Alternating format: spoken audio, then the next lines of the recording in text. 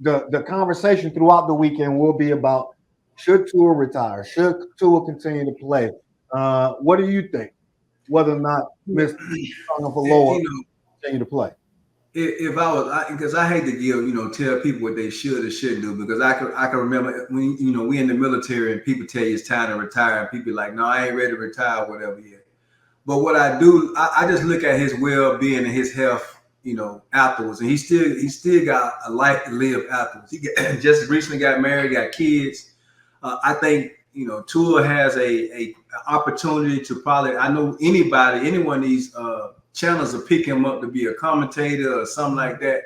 I'm just more concerned about the man well-being than him getting back out there throwing another touchdown. You know how I feel about him. I mean, hell, he comes from the University of Alabama. I'm a big Tua fan, but at the end of the day, I'm a human being and I'm a family man, and I worry more about his health than him getting back out there on the field and throwing the football. And the last thing I say is this is the reasons why these guys sit on the sideline and they fight for these contracts. Because they can go out there and play. Everybody get upset and get mad about them because they want to get all this extra money.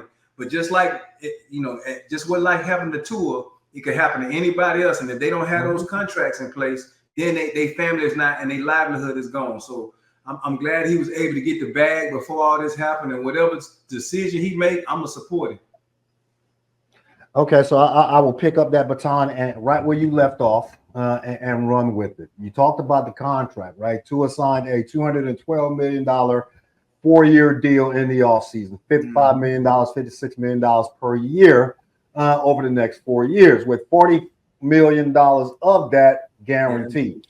So in 2024, or not guaranteed, but as a signing bonus, in 2024, Tua Tagovailoa is going to get paid $95 million. The $40 million signing bonus, the $55 million for his annual contract, with I believe 167 of it is guaranteed. So we're talking about whether or not Tua. People are talking about whether or not Tua should continue to play, based on that whole generational wealth and setting your family up for generations beyond football. Well, he's already done that, right? He's gotten paid the $95 million this year and whatever he had on his rookie deal, which was the past 4 years. So let's set that aside and say, well, it's not about the money. You made mention of the profession that one chooses and whether or not he or she feels that they have a little bit left in the tank, whether it's physical or based on injuries, like in this situation, Tua suffering from 4 documented concussions, whether or not it is just not worth it to continue playing. Well, ironically, on the play that he was injured, he ran into Damar Hamlin, right? And we all know Damar Hamlin's story. And last night, or not last night, but last year, I was one of those that said exactly what you said.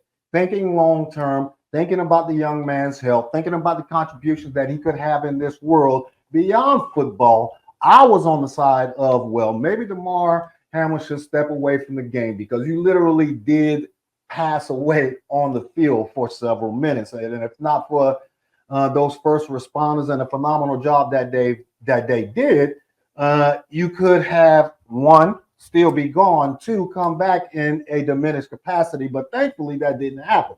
And he returned back to the game that he loves so much. That is a decision based that falls on the shoulders of that specific person. Everybody has their opinion as to what Tua should do. Tua is a young father, just got recently married, like you just mentioned, has established a family legacy for his entire family, not just his wife and young child, but for his parents and his brother who is still playing in college, that this is the family business. And no one knows better than Tua what those concussions are doing to him and whether or not the lingering effects are really messing with his cognitive ability to conduct his day-to-day life. And I think when that time comes for that decision to be made, I think that that is what is going to lead to in the decision-making process. Based on what the doctors say and what the medical recommendations are, I believe that is going to be a part of his decision-making process as well. So I would not be surprised if Tua is playing in 3 weeks, or I would not be surprised if Tua is on IR, sitting out for the next month, or I would not be surprised if Tua and his family collectively come to the decision that I'm going to step away from the game for my long-term health, like the young man did in Indianapolis a few years ago, even though he was still a great quarterback. Look. Yeah. So I'm not going to say that it would be wrong for Tua to continue to play. Yeah. Or it would be wrong for him to retire. He knows better than anybody else. Those that have suffered concussions can kind of put themselves in that situation, the fogginess that he may have. But at the same time, Tua could come back and not suffer another concussion ever again. Right? This is the chance that all of these professional athletes take, and we all take, based on the profession that we choose to enter into. So it is a wait and see game.